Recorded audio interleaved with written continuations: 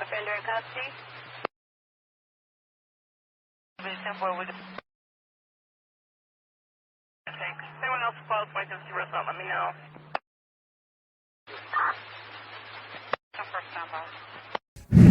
Viewer discretion is advised.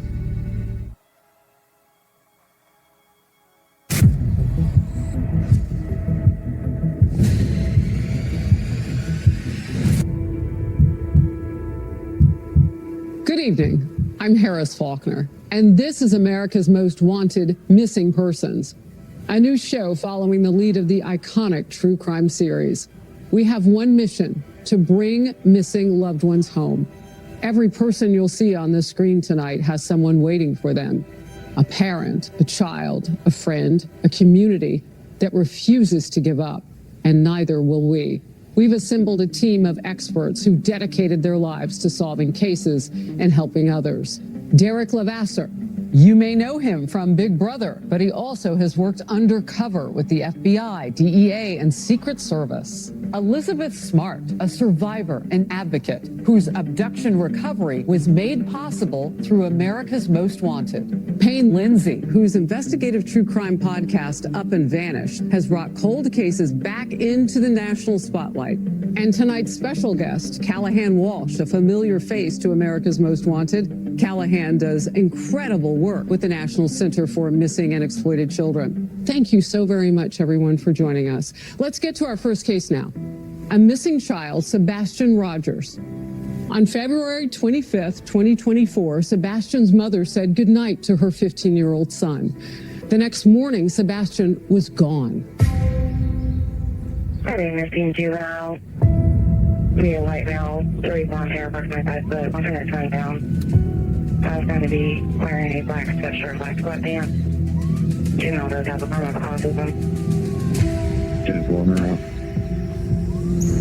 Sebastian is tall and skinny, has a contagious smile, loves video games, loves cats. Boundless amounts of energy. Sebastian reminds me of a deer prancing through the woods, you know, enjoying the smell, the breeze, new things. That's my son. February 25th, the day before Sebastian went missing, Chris was in Memphis at work. So Sebastian and I went to Texas Roadhouse. After dinner, right around 9 o'clock, he laid down. I heard a noise in his room. I said, I don't care what you're doing, but you got to knock it off and you got to go to bed. And he answered, yes, ma'am. And I said, okay. And that was the last time that I spoke with Sebastian. The next morning, when I went in his room, he wasn't in his bed. After a minute or two, when I couldn't find him, I called Chris and I said, I can't find Sebastian. He's not in the house.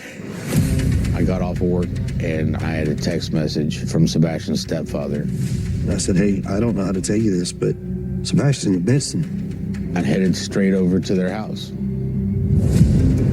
I started driving through the neighborhood. I was panicking. I was looking everywhere. Like, where is he? What happened? Did he go with someone? Did someone take him? By the time I pulled into the school, Christopher was already telling me to turn around because the authorities were on their way.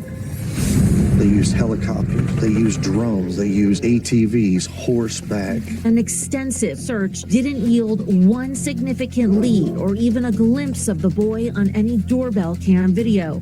Days later, investigators combed through a landfill, still saying they had found nothing.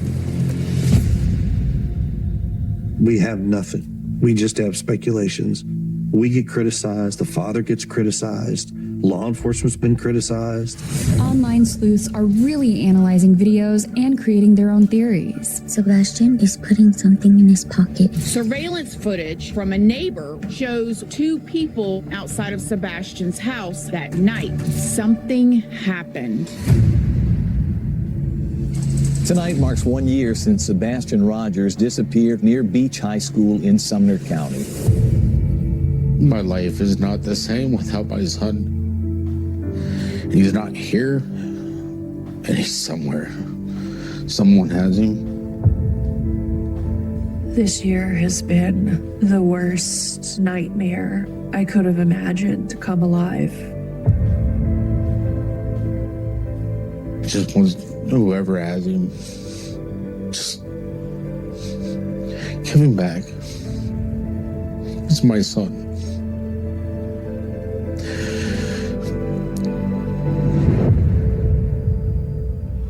Wow, that dad. You can feel it.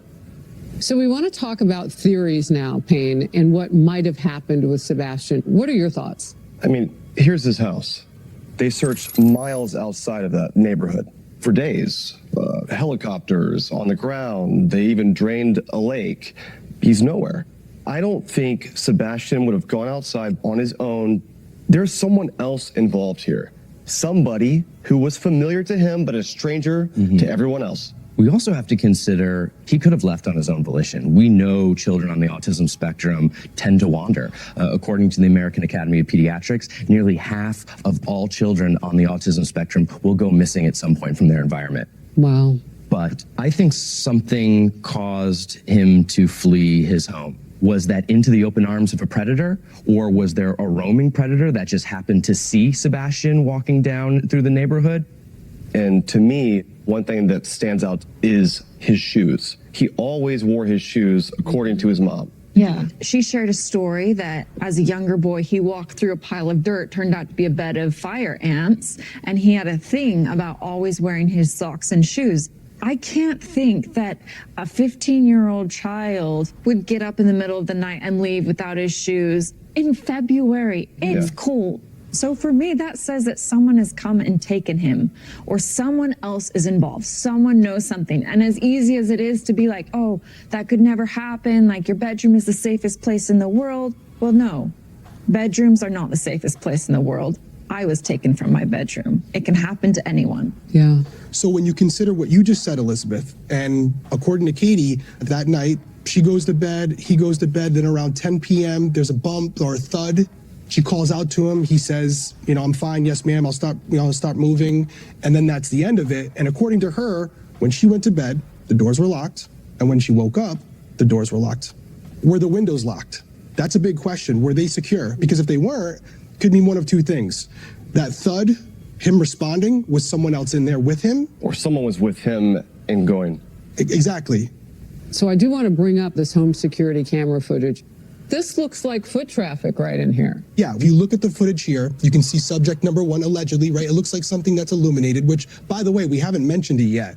According to Katie, there was a flashlight that Sebastian liked using that was missing. So you consider that, it does look like two people holding flashlights. Yes, that paints a picture that is foul play. Yes. So I want to help the public now. We want to find Sebastian. What do you say to people, Elizabeth? First of all, to the 16-year-olds of the country, the high school age, really, if you know someone who looks like Sebastian, if you know something about Sebastian, tell your parents, call into the show, call the police, report it. This might be the break that we need. To the parents, if you have seen a 16-year-old boy that looks like Sebastian, do not be afraid to pick up the phone and call. There is a $50,000 reward to help find him. Sebastian Rogers was about 5'5" when he was last seen, and he wears glasses. Sebastian is not comfortable with strangers. If you're someone from this small town and you're in this neighborhood, check your cameras. There might be someone sitting on some doorbell cameras footage. I bet you he's in this small town in Tennessee. Wow, that's an interesting theory. But this isn't the most rural area in the world. We're not talking about out in the Rocky Mountains. This is a neighborhood where there's a highway going this up. There's high foot traffic everywhere, and still no sign of him. Wow.